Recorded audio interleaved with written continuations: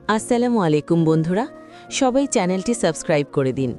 সেনাবাহিনী বর গল্পের পঞ্চম পর্ব নিয়ে হাজির হয়েছি। চলুন গল্প শুরু করা যাক। মেজবাহর সাথে আকসার বিয়ের কথাবার্তা চলছে। অবিশ্বাস্য ব্যাপার। আকসা বসে আছে মেজবাহর চাচি ফাতিমা খাতুনের পাশে। মেজবাহর মাম্মুনি আকসার আম্মুর সাথে কথাবার্তা বলছেন। বাকিরা সবাই আলাপ আলোচনা করছেন। আকসা আর চোখে একবার বিপরীত পাশের সোফায় বসা ফোনে মগ্ন ব্যক্তিকে দেখছে। আকসা এখনো মাথায় ঢুকাতেই পারছে না যে মেজবাহর পরিবার ওকে দেখতে এসেছে। ওর সবটা ভ্রম বলে মনে হচ্ছে। কি একটা বিভ্রান্তিকর পরিস্থিতি। নিশ্চিত হওয়ার জন্য আকসা অগোচরে নিজের বাঁ হাতের কবজিতে একটা চিমটি কাটতেই জোরে আউচ শব্দ করে উঠল। না, তার মানে ব্যাপারটা সত্যিই ঘটছে। এতক্ষণের আলোচনায় মেজবাহর আব্বু আকসার মামাকে বললেন, ভাই, আমাদের ছেলে তো সপ্তাহ দুয়েক বাদে ক্যান্টনমেন্টে চলে যাবে, তাই আমরা চাচ্ছিলাম আপনাদের মেয়েটাকে আমাদের ঘরের বউ করে 2-1 দিনের মধ্যেই নিয়ে যেতে। অ্যারেঞ্জমেন্ট তাড়াহুড়োয় কেমন হবে আন্দাজ করতে পারছি না, তবে আকসা মাকে নিলে আমরা একবারেই উঠিয়ে নিয়ে যাব। আকসা একের পর এক চমক পাচ্ছে। প্রথমে মেজবাহর সাথে বিয়ের কথাবার্তা, এখন আমার একবারই উঠিয়ে নিয়ে যাওয়া। আকসার মাকে ইতস্তত দেখে তার পাশ থেকে ঈশা বেগম তার কাঁধে হাত রেখে ভরসা দিয়ে বললেন, বুঝতে পারছি আপা, সিদ্ধান্ত নেওয়াটা আপনার জন্য একটু কঠিন। অবশ্য হওয়াটাই স্বাভাবিক, একমাত্র মেয়ে তো। তবে আপনি কোনো চিন্তা করবেন না। আকসার বিয়ের পর এই বাড়িতে যাতায়াত থাকবে সবসময়। মেজবাহ ক্যান্টনমেন্টে চলে যাওয়ার পর আকসা এখানে আপনার কাছে এসেই থাকলো না হয়। আপনার একা থাকতে হবে না। মেয়েটাকে আমাদের দিয়ে দেন আপা, কথা দিচ্ছি ওকে কখনো সামান্য মন খারাপ করেও থাকতে দেব না। খুব ভালো থাকবে ও। আমি যতদিন বেঁচে আছি ততদিন ওকে কোনো কষ্টক্লেশ করতে হবে না। এরপর সংসার ওর হাতে দিয়ে যাব। আয়েশা বেগম বললেন, আপনারা বসে সবাই গল্প করুন আপা, আমি মেয়েকে নিয়ে ওর সাথে একটু কথা বলে আসি। আকসাকে ইশারায় ডেকে ভেতর ঘরে নিয়ে গেলেন আয়েশা বেগম। ঘরের দরজা ভেজিয়ে দিয়ে নিচু স্বরে ওকে বললেন, বুঝতেই তো পারছো মা, সব কিছু কত তাড়াহুড়োয় হচ্ছে। যদি সময় থাকতো তাহলে আমি তোমাকে সিদ্ধান্ত নেওয়ার জন্য ভাবার সময় দিতে পারতাম, কিন্তু এখন হাতে সময় একদমই কম। বিয়ের তো পাকা কথা আজই হতো। এই বিয়েতে তোমার আব্বুর এবং আমার সম্মতি শুরু থেকেই আছে, তবে জানতাম না এতটা তাড়াহুড়োয় বিয়ে হতে পারে। ভেবেছিলাম 1-2 দিন সময় পাব, কিন্তু তারা আজ একবারে মেজবাহকে নিয়ে এসেছে আংটি পরিয়ে দিয়ে যাবে বলে। তোমার আব্বুর সাথে তো নিশ্চয়ই তোমার কথা হয়েছে। দেখো, মেজবাহর মতো ভালো ছেলে কিন্তু আর হাজার খুঁজলেও সহজে পাওয়া যায় না। কপাল করে অমন ভদ্র শান্তশিষ্ট ছেলেকে স্বামী করে পাওয়া যায়। এখন তোমার কি মতামত বলো? আকসা এখনও অনুভব করতে পারছে না ওর সাথে কী সব হচ্ছে। মেজবাহ কেন রাজি হলো এই বিয়েতে? মেজবাহর তো রাজি হওয়ার কথা নয়, অথচ তাকে দেখে একটুও বোধ হলো না যে সে এই বিয়েতে অমত করেছে। এমনকি রাজিও যে আছে সেটাও ঠিক বোঝা যাচ্ছে না। বোঝার কায়দা নেই। মেজবাহর সাথে কথা বললে অন্তত বুঝতে পারত, কিন্তু সেটাও এই মুহূর্তে সম্ভব নয়। যত দ্রুত সম্ভব সিদ্ধান্ত জানাতে হবে। আকসা পড়েছে দোটনায়। তখনই ও চোখ বুজে ওর আব্বুর বলা কথাগুলো স্মরণ করল। আকসার আব্বু তার জন্য কোনো খারাপ ছেলে পছন্দ করবেন না, এটুকু বিশ্বাস আকসার আছে। আর মেজবাহ তো এ যুগের হিসাবে শতভাগ ভালো ছেলে। আজ অবধি কেউ ওর একটা দুর্নাম অবধি করতে পারেনি। মেজবাহর কোনো খারাপ অভ্যাসও আগে পরে কোনোদিন আকসার চোখে পড়েনি।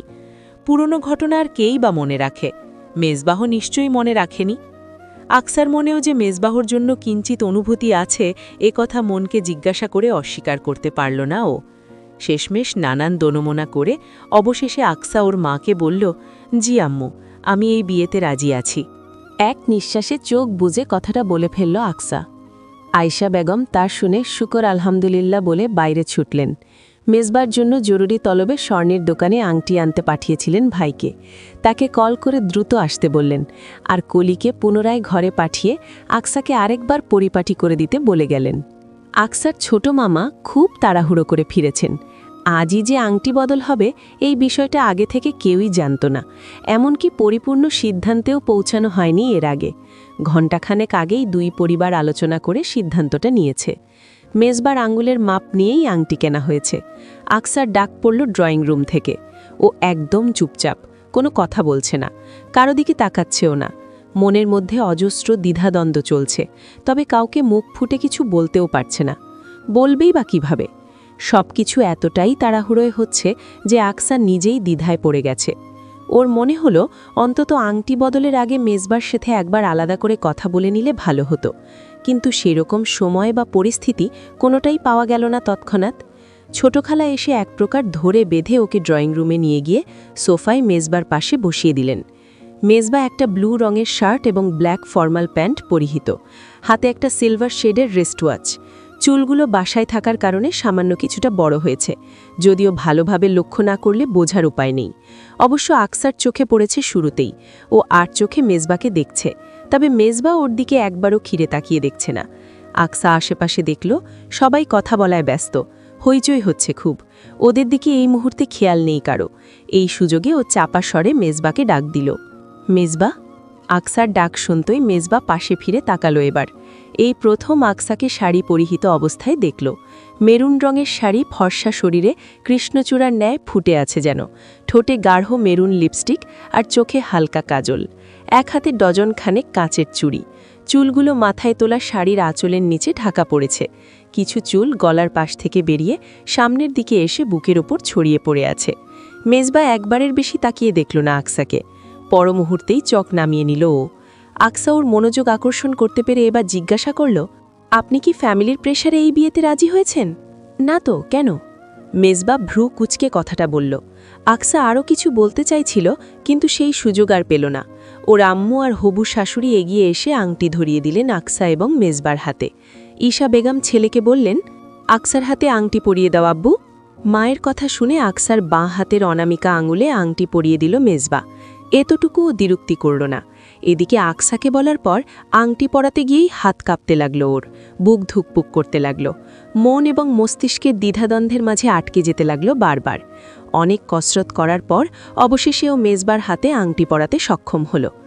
আংটি পরিয়েও মেজবার দিকে তাকালো। মেজবার সামনের দিকে তাকিয়ে আছে। লোকটা যে কি করছে, কি চায়, কিছুই বুঝতে পারছে না আকসা। কথাও ভালোভাবে হলো না, আর মুখ দেখে তো কিছু বোঝার উপায়ই নেই। আকসার আম্মু মিষ্টি নিয়ে আসলেন। নিজ হাতে হবু মেয়ে জামাইকে মিষ্টি মুখ করিয়ে দিতে হাসি মুখে বললেন, আজ কিন্তু মিষ্টিকে না করা যাবে না বাবা, নাও তোমার শাশুড়ির হাতে মিষ্টি মুখ করো। আজ মেজবা মিষ্টি খেতে না করল না, হবু শাশুড়ির কথায় সামান্য ভদ্রতাসূচক হাসি দিল। আকসার হবু শ্বশুরবাড়ির সবাই বিদায় নিয়েছেন সন্ধ্যার পরপরই। তারা যাওয়ার আগে আলোচনা হয়েছে আগামীকাল বাদ পরশু ঘরোয়াভাবে গায়ে হলুদ, এরপর দিন বিয়ে।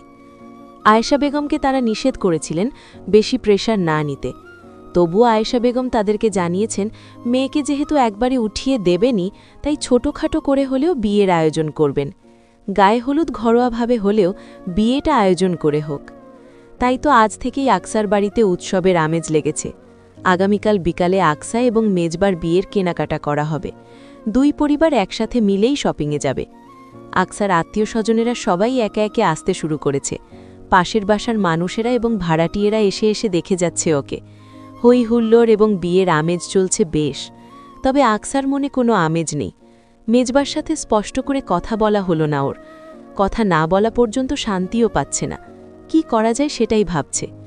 বেশি চিন্তা করলে আকসা ঘরময় পায়চারি করে আর দাঁত দিয়ে নখ কাটে। এই মুহূর্তেও সেটাই করছে। হঠাৎ ওর একটা বুদ্ধি আসলো মাথায়। সঙ্গে সঙ্গে ঘর থেকে বেরিয়ে বড় ভাইয়ের ঘরে গেল। ইফান বসে ল্যাপটপে মুভি দেখছিল।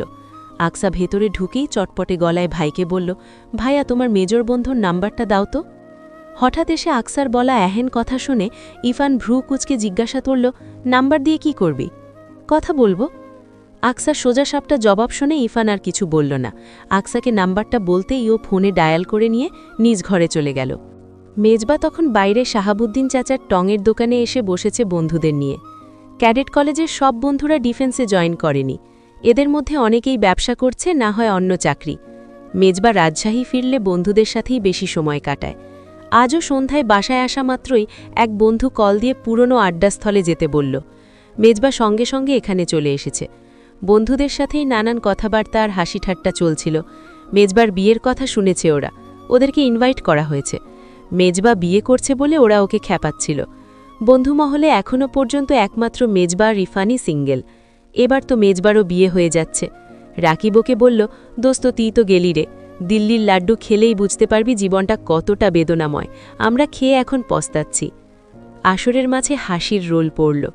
মেজবা বন্ধুমহলে বরাবরই একটু চুপচাপ এবং ভদ্র স্বভাবের, ও এই বিষয়ে তেমন কোনো কথা বলল না। হঠাৎ মেজবার ফোনের রিংটোন বেজে উঠতেই ও ফোন বের করে দেখল আননোন নাম্বার থেকে কল এসেছে। এখানে হৈহুল্লোড় হচ্ছিল বলে ও উঠে কিছুটা দূরে নির্জন জায়গায় গিয়ে কল রিসিভ করে জিজ্ঞাসা করল, কে? আসসালামু আলাইকুম, আমি আকসা বলছিলাম। ওয়ালাইকুম আসসালাম, জি বলো। আপনার সঙ্গে কিছু কথা ছিল। বলে ফেলো। দেখা করা যাবে আপনার সাথে?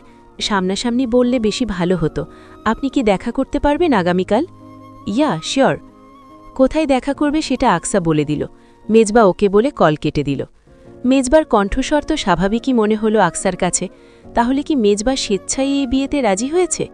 চলবে।